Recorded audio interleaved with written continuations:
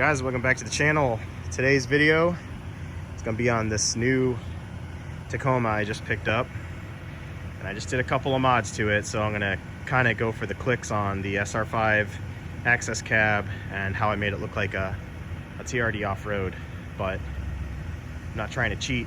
I had a decal on the back that says SR5 off-road, so we know it's an SR5 right there.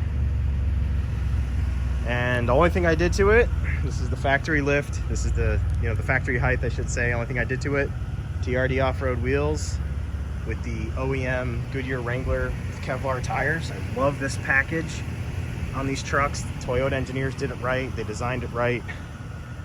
Hell of a package. Put those on it. I also stripped off the front air dam to get rid of that granny look. So now it looks like it sits up nice and stout, strong. I think the front end looks good. A lot of people try to start deleting chrome and stuff. I think I'm just probably gonna put a skid plate on the bottom of it just to give it that aggressive look and give a little extra protection. Get rid of that little stamped steel one. It'll make the front end look a little more bulky, and call it a day. It's a damn good truck. So if you don't need to buy a TRD, which I think a lot of people are buying the TRD because their friends say they should buy a TRD, or the internet says you should buy a TRD. I have a TRD 4Runner. I mean, it's just, unless you're gonna be doing some serious off-roading, I mean, save yourself the $10,000. Just make your truck look like one and make it original. I think this access cab proportion with regard to the bed size and the cab size is perfect. It's very symbolic of the classic Toyota look.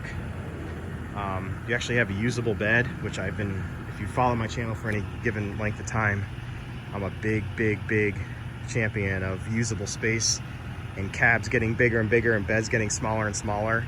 These trucks can actually be found, and if you get a good dealership, you can get one between 33 and 36 out the door after tax, tag, and title. I got this truck for $29,000. Plus tax and tag, which quite honestly for a V6 Toyota, before they start going turbo, and I think they're going to ruin these trucks by doing that, you get yourself a long-lived V6 that's 3.5. I think you're going to be happy for 20 plus years with it. It's not going to give you a lot of problems. I love this truck.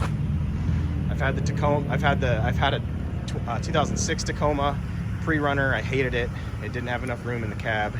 I think it drove like crap. I think they really figured it out with this Gen 3, and it's sad to see it go. But if you're like me and you're on the fence about getting one before they ruin them, and which I think they're going to ruin them, I would go with this one. I highly recommend it. I love this thing. Getting about 18 miles to the gallon on it right now. It's still only got about 150 miles on it, but it is a great truck for what I use it for. So let's go in here. Move it over. Got someone coming down the road. It's got also a lot of the stuff I like about it. It's got CarPlay, which I use all the time. Hang on a second. This thing's retarded. Why? What happened? Oh, is it? Yeah, all the fucking shit's deleted. Yeah. I heard it. I heard it. It's better than not. Ka-choo! Later. This is my neighbor. Whoa. Stinking up the neighborhood with his diesel. Love it. That's that 6.4, I think, power stroke. Don't quote me on that. Not a big Ford guy. But anyway. So there's really, I mean, the differences inside, again, I'm going to step away from the 4x4 aspect of it. The differences inside of an SR5 and a TRD are marginal. I mean, it's all the same stuff. I think you get a lot for your money. You get CarPlay. Everyone I feel like is very spoiled with, they feel like they need the latest and greatest gadgets. And if you really think about what you're doing when you're driving, I mean, you don't need all that stuff. You know, you want to listen to some good music. You want a decent stereo that can go loud if you want it to. I mean, I'm a big podcast guy. I listen to podcasts all the time, so Bluetooth is a big deal. CarPlay is awesome. It's a bonus. You don't need to upgrade to a navigation package because I think the navigation on these Toyotas is terrible. I have it on the 4Runner, that Intune system. It's terrible. Always end up using my phone and sticking it up in the dash. CarPlay is the way to go. You know, if you want to spend, especially in today's market, if you want to spend another, depending on the dealership, $6,000 to $9,000, you can get 4x4. I still would get an SR5 4x4 if I was going to get a 4x4. You can make an SR5, I feel like, TRD level. Now, if you get into the TRD off-roads and you don't really know how to 4x4 off-road, or you just want the toys, the Tinker toys, you can do multi-terrain select. You can do, crawl control. The diff lock is nice. The 4Runner has diff lock that we have now. It's nice. It's useful. I mean, if that's what you're going to be using it for.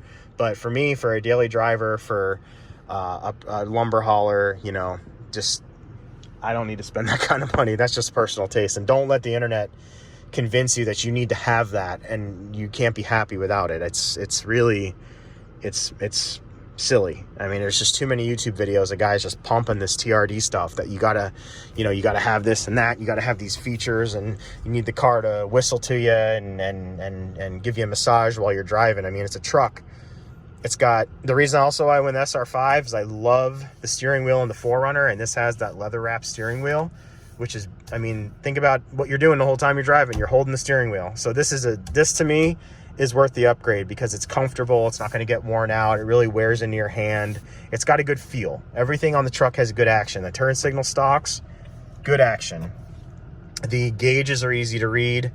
I mean, really, they don't need to keep, in my opinion, keep modifying and making things different just to satisfy, you know, the technology craze. I feel like Toyota, I really hope they don't ruin these trucks, honestly. The gear shifter's awesome. Having a handbrake down here, fabulous. You got total control of the truck. This little ECT power button. Sometimes this thing wants to shift too much. Try to save gas mileage, especially if you're going slow. So I just turn that on if I don't need to keep going down into second, third, fourth gear on slow roads. It's just trying to save gas mileage. You get dual zone climate control on an SR5. I mean, you guys can look up the specs. It's awesome. Auto dimming mirror. Plenty of room for what I need it for. I don't need this to be a family sedan, so I don't need a double cab, and I'd like to fit this in my garage and still have a 6-foot bed. So yeah, guys, just a good little overview of the truck. If you guys want to see more videos on this truck, let me know. But I just wanted to get a little video out there. It's got these two stupid features I don't like. Lane departure assist, you know, like all these driver's aids too. I'll for those of you who are still sticking around, I'll get on my soapbox here. You don't need all this crap. Lane departure assist just tells you you're going out of the lane. If you're too stupid to keep the truck in the lane, then you shouldn't be driving in the first place. Like, why? And the dynamic radar cruise control, that's pretty cool. I mean, it's a feature. It's nice to have. It's not something that would break the deal if it didn't have it. It's got fog lights. You know, you can upgrade to another technology package, which my Tundra had, which is rear cross traffic alert, which is a pain in the ass because, again, if you're not paying attention to how you're driving, you shouldn't need a driver aid beeping at you, telling you what to do and what not to do. It's just more distracting. So I feel like a lot of, you know, especially the newer drivers are just getting dumber and dumber, and they're depending more and more on the car to drive for them. But if they actually have to drive, they're going to get themselves in an accident because you can't just depend on drivers aids like blind spot monitor and all that. Like, turn your head, look. Our parents, grandparents, nobody had that stuff. And, you know, I mean, it's just common sense. Just drive the car the way you should drive. Pay attention to the road, put your phone down. So, all right, I'll get off my soapbox, guys. I appreciate it. If you want to see more videos on the SR5 off-road, let me know, and I'll get you on the next one. Later.